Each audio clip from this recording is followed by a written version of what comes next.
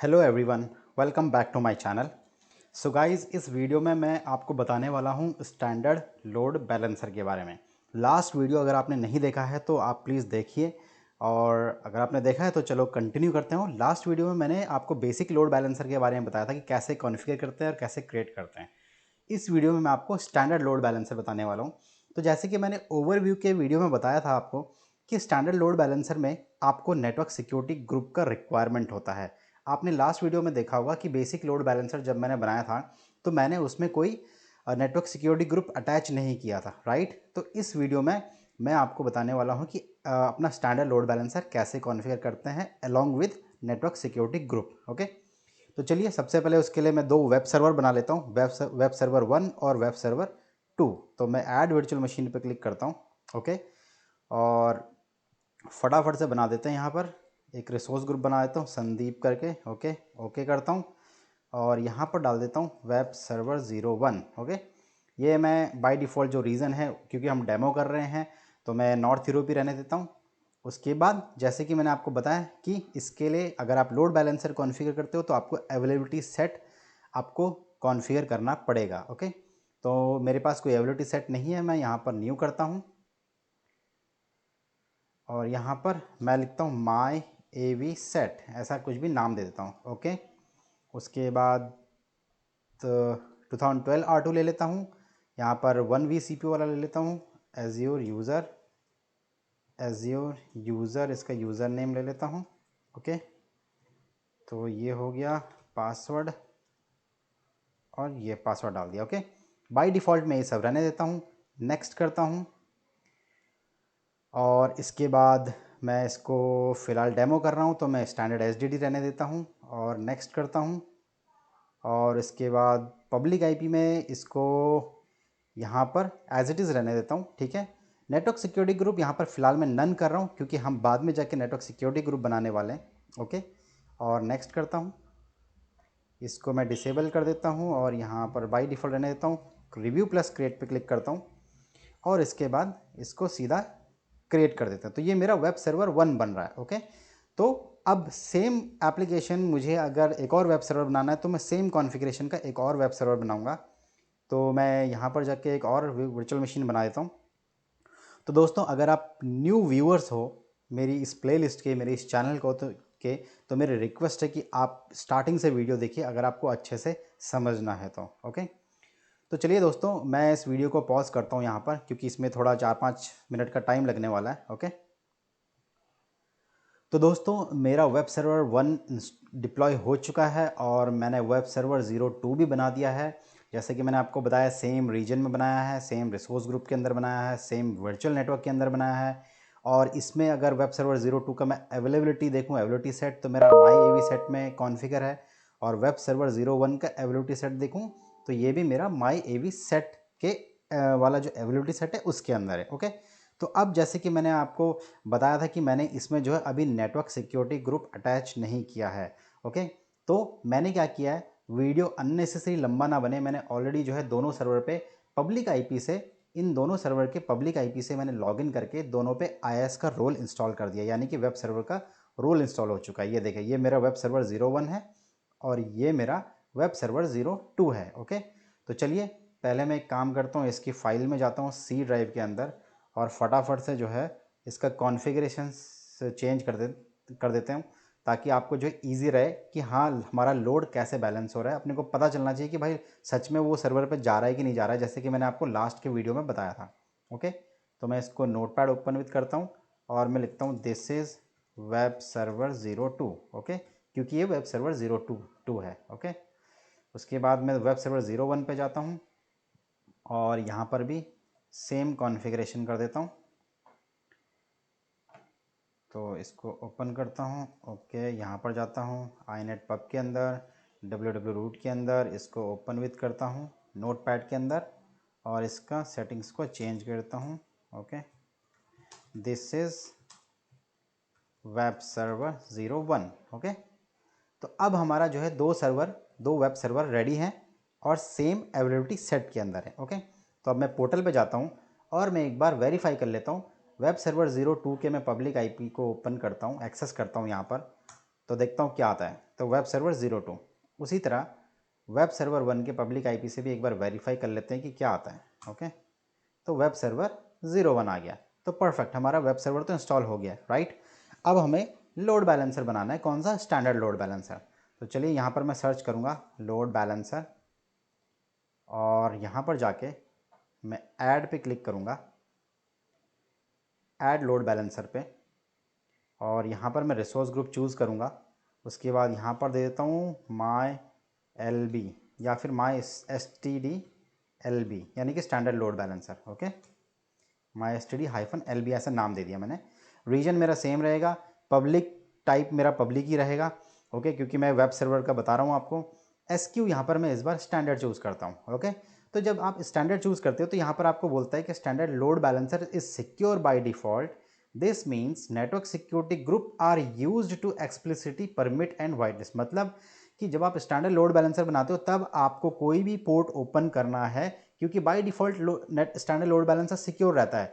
तो अगर आपको कोई पोर्ट ओपन करना है, कोई पोर्ट पे आपकी वेबसाइट रन होनी चाहिए, तो उसके लिए आपको एक्सप्लिसिटली आपको जो है पोर्ट NSG में जाके ओपन करना पड़ेगा। तो सीधी सीधी बात है कि इसमें आपको NSG लगाना पड़ेगा। ओके, और NSG का मैंने वीडियो में बताया है कि आप उसको सबनेट पे भी लगा सकते हो, या तो आप नेटवर्क इंटरफेस कार्ड पे लगाओ। अगर आपने नहीं देखा है वीडियो तो आप प्लीज़ वो वीडियो जाके देखिए। ओके, अब यहाँ पर आता है पब्लिक आईपी एड्रेस। तो ओके, तो यहाँ पर मैं एक पब्लिक आईपी एड्रेस बना देता हूँ। तो मैं लिख देता हूँ my S T D L B hyphen P I P, ये मैं शॉर्ट में दे रहा हूँ, एक naming convention, my standard load balancer hyphen public IP. Okay, और ये जब आप पब्लिक आईपी चूज़ करेंगे तो यहाँ पर आपका पब्लिक आईपी भी स्टैंडर्ड ही बनेगा। यानी कि ये बात ध्यान रखने की ज़रूरत है कि अगर आपका पब्लिक आईपी बेसिक रहेगा तो आपका लोड बैलेंसर भी बेसिक ही होना चाहिए। और अगर आपका पब्लिक आईपी स्टैंडर्ड है तो आपका लोड बैलेंसर भी स्टैंडर्ड ही बनेगा। आप एक दूसरे के साथ कॉन्फ्लिक्ट नहीं कर सकते हो, ऐसे नहीं कर सकते हो आपकी कि स्टैंडर्ड लोड बैलेंसर बनाया और बेसिक पब्लिक आईपी अटैच कर रहे हो, या फिर बेसिक लोड बैलेंसर बनाया और स्टैंडर्ड, वो आपका मैच ही नहीं होगा, वो आपका बनेगा ही नहीं ऐसी कॉन्फ़िगरेशन में। तो इसीलिए basic load balancer basic public IP, standard load balancer standard public IP. Okay, और आप इस वीडियो में देख रहे हैं, यहाँ पर आप देख रहे हो कि जैसी ये स्टैंडर्ड पब्लिक आईपी है तो यहाँ पर बाय डिफ़ॉल्ट स्टैटिक आ रहा है। ओके, इसमें डायनेमिक का ऑप्शन नहीं देता आपको, जैसे कि मैं पब्लिक आईपी का ऑलरेडी वीडियो कवर कर चुका हूँ पिछले वीडियोज़ में। अवेलेबिलिटी जोन, मैं यहाँ पर आपको अवेलेबिलिटी जोन देता है तो मैं यहाँ पर जोन रिडंडेंट कर देता हूँ, क्योंकि बेसिक में आपको ये अवेलेबिलिटी का ऑप्शन नहीं देता है। ओके, एक बार वेरीफाई कर लेते हैं, बेसिक में नहीं दे रहा है अपने को, स्टैंडर्ड में दे रहा है अपने को। तो स्टैंडर्ड में क्यों दे रहा है, क्योंकि स्टैंडर्ड में जैसे कि इसमें मैंने बताया कि इसमें ये चार्जेबल है, आपके यूज़र्स के ऊपर चार्ज लगता है, और इसमें ज़्यादा फीचर्स हैं, ज़्यादा एडवांटेज आपको इसमें मिलता है, और सिक्योर रहता है ये स्टैंडर्ड लोड बैलेंसर। तो अवेलेबिलिटी जोन के बारे में ऑलरेडी मैं वीडियोज़ में कवर कर चुका हूँ, बट सिंपल सा एक ओवरव्यू देता हूँ। अगर आप जोन रिडंडेंट सेलेक्ट करते हो तो मान लो अगर आपका एक डेटा सेंटर डाउन हो जाता है तो आपका जो है लोड बैलेंसर दूसरे किसी डेटा सेंटर में या दूसरे किसी जोन में जाके आपका एक्सेसिबल होगा। ओके, उसके बाद मैं इसको रिव्यू प्लस क्रिएट पे जाके क्लिक करता हूँ और सीधा क्रिएट कर देते हैं। तो जब तक ये क्रिएट होता है मैं एक काम करता हूँ, ओके ठीक है, NSG में बाद में बताता हूँ आपको एग्जैक्टली कि NSG क्यों लगता है इसके लिए। ओके, तो मैं वीडियो को पॉज करता हूँ फिर से। ओके दोस्तों, तो मेरा लोड बैलेंसर बन चुका है। गो टू रिसोर्स पे जाता हूँ, और यहाँ पर जैसे कि मेरे को पब्लिक आईपी दिख रहा है, यहाँ पर मेरे यहाँ पर बैकएंड पूल में कुछ नहीं है, हेल्थ प्रोब में कुछ नहीं है, लोड बैलेंसिंग रूल में कुछ नहीं है, कुछ नहीं। तो ये सब अब हमें कॉन्फ़िगरेशन करना है। यानी कि बेसिक और स्टैंडर्ड में सिर्फ इतना ही फ़र्क है कि बेसिक बाय डिफ़ॉल्ट आपका सिक्योर नहीं रहता है, सारे के सारे पोर्ट्स ओपन रहते हैं और उसमें आपको NSG की ज़रूरत नहीं पड़ती है। स्टैंडर्ड लोड बैलेंसर में कॉन्फ़िगरेशन सेम रहती है, सिर्फ एक ही एडिशनल ये रहता है कि आपको नेटवर्क सिक्योरिटी ग्रुप अटैच करना होता है। ओके, तो चलिए मैं फ्रंट एंड आईपी एक बार कौन चेक कर लेता हूँ, तो मेरा परफेक्ट है। बैकएंड पूल में जाता हूँ, और बैकएंड पूल में जाकर यहाँ पर ऐड पे क्लिक करता हूँ। यहाँ पर लिख देता हूँ my backend pool. Okay, virtual network select करता हूँ मेरा वाला, और उसके बाद बोलता है ये कि you can only attach virtual machines in north Europe that have standard SQ। Okay okay okay okay. तो दोस्तों अभी ये एक नया प्रॉब्लम है, ये एक्चुअली पहले नहीं आता था ये इशू, ठीक है। लेकिन ये इशू अब शायद ही माइक्रोसॉफ्ट एज्योर ने कुछ अपडेट किया है, कुछ चेंज किया है, जिसकी वजह से ये मुझे ऐसा इशू फेस हो रहा है, या फिर ये एक रीज़न मैंने ऑब्जर्व किया है। तो बेसिकली इस एरर का मतलब क्या है, आपने लास्ट वीडियो में देखा होगा कि जब मैंने वर्चुअल नेटवर्क सेलेक्ट किया था तो मुझे यहाँ पर वर्चुअल मशीन्स में ऐड करने के लिए दे रहा था, लेकिन इस स्टैंडर्ड लोड बैलेंसर में मुझे अटैच करने के लिए नहीं दे रहा है। क्यों नहीं दे रहा है?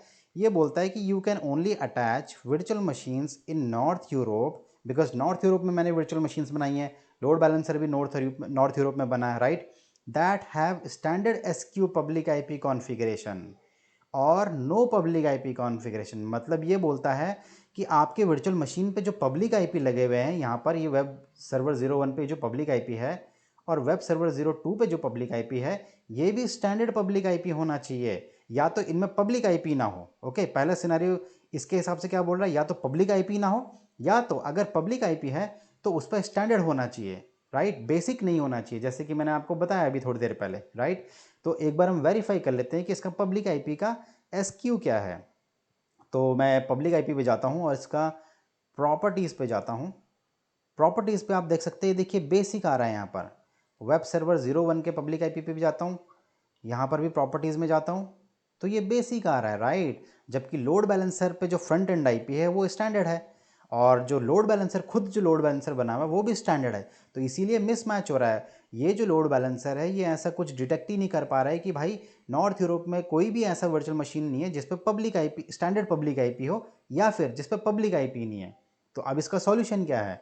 तो दोस्तों सॉल्यूशन यही है कि आप क्या करो, अभी देखो मैं अगर पब्लिक आईपी, अगर पहले मैं इसको बंद कर देता हूँ, क्योंकि हमने इसीलिए जो है मैंने पहली इसमें जो है सारा का जो भी वेब सर्वर जो था वो इंस्टॉल कर दिया था, कॉन्फ़िगर कर दिया था, ताकि मैं आरडीपी ले सकूँ इसका पब्लिक आईपी से। ओके, इसको भी मैं बंद कर देता हूँ। अब मेरे पास सॉल्यूशन क्या है कि मैं वेब सर्वर 1 पे जाऊँगा, इसके पब्लिक आईपी पे जाऊँगा, यहाँ से पब्लिक आईपी पे जाऊँगा, ओवरव्यू पे जाऊँगा, और मुझे क्या करना पड़ेगा, इसको डिसएसोसिएट करना पड़ेगा, यानी कि मुझे ये पब्लिक आईपी जो बेसिक एसक्यू का है वो अभी इस सर्वर को अटैच है, तो मुझे डिटैच करना पड़ेगा। तो मैं डिसएसोसिएट करता हूँ। उसी तरह वेब सर्वर 02 के पब्लिक आईपी पे जाता हूँ यहाँ से, और ओवरव्यू पे जाता हूँ और इसको डिसएसोसिएट कर देता हूँ। ओके, तो डिसएसोसिएट आप कर सकते हो, क्योंकि आप एनीवेज जो है लोड बैलेंसर का फ्रंट एंड आईपी यूज़ करोगे, चाहे आप आरडीपी लो या कुछ भी लो, उसके लिए आप फ्रंट एंड आईपी यूज़ कर सकते हो। ओके, और अदरवाइज अगर आपको इंडिविजुअल वेब सर्वर को पब्लिक आईपी से एक्सेस करना है, ओके, तो आप क्या करो, अलग से एक पब्लिक आईपी एड्रेस बनाओ, लेकिन स्टैंडर्ड बनाओ, ना कि बेसिक बनाओ। ओके, तो ये एक सॉल्यूशन है। तो दो सॉल्यूशन है। पहला सॉल्यूशन ये है कि ऐसी सिनेरियो में आप पब्लिक आईपी जो है वो डिसएसोसिएट करो, और आप जो है उसको स्टैंडर्ड पब्लिक आईपी, नया स्टैंडर्ड पब्लिक आईपी बनाओ, और वेब सर्वर 02 और 01 को रिस्पेक्टिवली अटैच करो। दूसरा सिनेरियो क्या है कि आप जो है लोड बैलेंसर के पब्लिक आईपी जो है, लोड बैलेंसर का जो फ्रंट एंड आईपी है, उससे भी आप आरडीपी ले सकते हो। वो मैं आपको अगले वीडियो में बताऊंगा कि कैसे ले सकते हैं। ओके, तो ये मेरा डिसएसोसिएट हो रहा है अभी, तो ये थोड़ा टाइम ले रहा है। तो जब तक ये होता है मैं वीडियो को पॉज करता हूँ। तो दोस्तों मैंने जो है डिसएसोसिएट कर दिया है पब्लिक आईपी को। अब मैं इसको रिफ़्रेश करता हूँ और यहाँ पर आप देखेंगे तो पब्लिक आईपी एड्रेस गायब हो जाएगा। ओके, उसी तरह वेब 02 पे भी रिफ़्रेश करते हैं तो ये पब्लिक आईपी ऑलरेडी गायब हो चुका है, जबकि हालांकि यहाँ पर आप देखेंगे नोटिफिकेशन में तो ये अभी भी सेव कर रहा है नेटवर्क इंटरफेस कार्ड को। बट एनीवेज हमारा पब्लिक आईपी मैंने अब डिसएसोसिएट कर दिया है। तो अब मैं आरडीपी तो ले नहीं सकता, क्योंकि प्राइवेट आईपी से ले नहीं सकता, और पब्लिक आईपी है नहीं मेरे पास। तो अगर मुझे आरडीपी लेना है तो या तो मैं अलग से पब्लिक आईपी एड्रेस बनाऊं विद स्टैंडर्ड एसक्यू वर्जन के साथ से। ओके, तो अब क्योंकि मुझे फिलहाल आरडीपी की ज़रूरत नहीं इन दोनों सर्वर की, क्योंकि मैं आईएस का रोल इंस्टॉल कर चुका हूं और उसमें जो भी कॉन्फ़िगरेशन करना था वो मैं कर चुका हूं। अब मेरा काम है लोड बैलेंसर का। तो मैं वापस लोड बैलेंसर पे जाता हूं और इसको रिफ़्रेश करता हूं और ऐड पे क्लिक करता हूं बैकएंड में। तो मैं इसके लिए लेता हूँ my L B backend, okay, या फिर माई बैकएंड पूल कर देता हूँ। वर्चुअल नेटवर्क सेलेक्ट करता हूँ। अब देखिए यहाँ पर मुझे ऑप्शन आ गया, राइट। क्यों? क्योंकि अब मेरे जो वेब सर्वर है उन पे पब्लिक आईपी नहीं है। ओके, अगर पब्लिक आईपी अगर उसमें होना होगा तो वो स्टैंडर्ड होना चाहिए, ना कि बेसिक, क्योंकि हम स्टैंडर्ड लोड बैलेंसर बना रहे हैं। ओके, तो मैं इस पर ऐड करता हूँ और ऐड पे मैं अपने दोनों वेब सर्वर को सेलेक्ट करता हूँ, ऐड करता हूँ और उसके बाद ऐड करता हूँ। तो ये फिर से 3-4 मिनट का टाइम लेगा। मैं फिर से वीडियो को पॉज करता हूँ। सो दोस्तों मेरा जो है बैकएंड पूल में ऐड हो चुका है और आप यहाँ पर देख सकते हैं, यहाँ पर बैकएंड पूल आ गया है और यहाँ पर 2 वेब सर्वर मेरे ऐड हो चुके हैं। ओके, अब मेरा नेक्स्ट स्टेप है हेल्थ प्रोब ऐड करना। तो क्योंकि मेरे जो वेब एप्लीकेशन है वो मेरी पोर्ट 80 पे चल रही है, वो HTTP पे चल रही है, ना कि HTTPS पे चल रही है। ओके, TTP पे चल रही है, यानी कि पोर्ट 80 पे चल रही है। तो मैं हेल्थ प्रोब में ऐड करूँगा, यहाँ पर नाम दे देता हूँ हेल्थ प्रोब का HTTP दे देता हूँ, प्रोटोकॉल मेरा HTTP रहेगा, पोर्ट मेरा 80 रहेगा, पाथ मेरा बाय डिफ़ॉल्ट ये रहेगा। इंटरवल और अनहेल्दी थ्रेशोल्ड मैं ऑलरेडी लास्ट वीडियो में बता चुका हूँ, इसलिए मैं दोबारा नहीं बताऊँगा। ओके कर देता हूँ। तो ये मेरा प्रोब क्रिएट हो रहा है, क्योंकि मैं जो अपनी वर्चुअल मशीन्स हैं वो पोर्ट 80 पे मैं इसको मॉनिटर करना चाहता हूँ। फेलियर डिटेक्शन मेरा इस पोर्ट 80 पे होगा। ओके, तो ये मेरा बन चुका है। अब लोड बैलेंसिंग रूल पे जाता हूँ, ऐड पे क्लिक करता हूँ, यहाँ पर मैं लिख देता हूँ माई LB रूल। ओके, यानी कि मैं सेम वही कॉन्फ़िगरेशंस कर रहा हूँ जो मैंने बेसिक लोड बैलेंसर बनाने के टाइम पे किया था। Okay, front end IP automatic आ गया है, प्रोटोकॉल मेरा ऑटोमेटिक सिलेक्ट है, पोर्ट मेरा 80 रहेगा यहाँ पर, बैकएंड पूल मेरा आ गया है, हेल्थ प्रोब मेरा ऑटोमेटिकली आ गया है यहाँ पर, सेशन परसिस्टेंट भी मैं लास्ट वीडियो में बता चुका हूँ और बाय डिफ़ॉल्ट सब रहने देता हूँ और इसको करता हूँ ओके। ओके, तो ये मेरा लोड बैलेंसर रोल भी बन रहा है। ओके, तो अब हमारा एक तरह से इसको एक बार सेव होने देते हैं। ओके, तो ये भी सेव हो गया है। तो अब मेरा लोड बैलेंसर रेडी है, मेरा अब फंक्शन करने के लिए रेडी है। तो अब मैं क्या करूँगा, क्योंकि हमारे पास तो अब टेस्ट करने के लिए तो है नहीं कि वेब सर्वर चल रहा है कि नहीं चल रहा है, वो हम ऑलरेडी टेस्ट कर चुके हैं। तो अब मैं लोड बैलेंसर से यहाँ से मैं टेस्ट करता हूँ और मैं जाता हूँ यहाँ पर पेस्ट करता हूँ लोड बैलेंसर, यानी कि अपना फ्रंट एंड IP को, क्योंकि यूज़र यही IP हिट करेगा। ओके, एंटर मारता हूँ, तो ये देखिए मेरा कुछ भी रिक्वेस्ट नहीं आ रहा है, मेरा पेज ही ओपन नहीं हो रहा है। तो दोस्तों इसीलिए मैंने बोला था कि अगर मुझे, हमको पता है कि हमारी वेबसाइट जो है पोर्ट 80 पे चल रही है और पोर्ट 80 पे ये हमने स्टैंडर्ड लोड बैलेंसर बनाया पहले, तो दूसरा हम पोर्ट 80 पे हमारी चल रही है, तो वो इसलिए नहीं चल रही है क्योंकि इसके लिए अब रिक्वायरमेंट है नेटवर्क सिक्योरिटी ग्रुप का, क्योंकि ये already standard load balancer secure रहता है। इसीलिए अगर आपको किसी पोर्ट पे कोई एप्लीकेशन रन करनी है या चलानी है, एक्सेस करनी है, तो आपको नेटवर्क सिक्योरिटी ग्रुप अटैच करके उस पर पोर्ट ओपन करना पड़ेगा। ओके, तो चलिए अब चलते हैं यहाँ पर नेटवर्क सिक्योरिटी ग्रुप पे। तो मैं यहाँ से सर्च मारता हूँ नेटवर्क सिक्योरिटी ग्रुप। अगर आपने नहीं देखा है नेटवर्क सिक्योरिटी ग्रुप का वीडियो तो आप प्लीज़ मेरी प्लेलिस्ट में जाके देखिए। ओके, अदरवाइज़ कंटिन्यू करते हैं। ऐड पे क्लिक करता हूँ और यहाँ पर रिसोर्स ग्रुप चूज़ करता हूँ और मैं लिखता हूँ माई NSG। ओके, और रिव्यू प्लस क्रिएट पे क्लिक करता हूँ। क्रिएट पे क्लिक कर दिया। अभी आप देख रहे होंगे कि नेटवर्किंग में मैं जाता हूँ तो मेरा यहाँ पर नेटवर्क सिक्योरिटी ग्रुप अटैच नहीं है, राइट। इस पर भी जाता हूँ वेब सर्वर 02 पे, यहाँ पर भी नहीं है। और मेरा लोड बैलेंसर का जो IP है उससे मेरी वेबसाइट एप्लीकेशन हो नहीं रही है। तो मुझे क्या करना है, नेटवर्क सिक्योरिटी ग्रुप बना दिया मैंने। ओके, और इस पर जाता हूँ क्योंकि ये बन चुका है और मैं जाता हूँ इनबाउंड सिक्योरिटी रूल पे। तो इनबाउंड सिक्योरिटी रूल पे ऐड करता हूँ।